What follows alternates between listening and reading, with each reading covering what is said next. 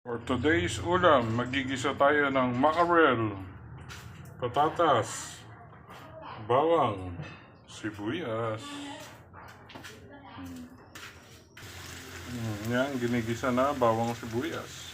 Tapos lalagyan na natin ang patatas. Siyempre, mesos na. Palalambutin natin yung patatas. Tapos lalagay natin yung mackerel.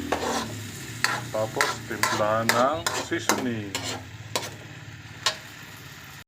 Ngayon, lagay na natin ang mackerel.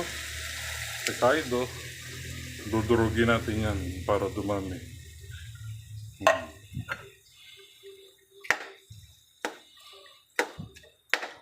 Mga simpleng ulam na affordable. Diba? Ayan, durog na siya. Nilagyan na natin ng panimpla. Mackerel.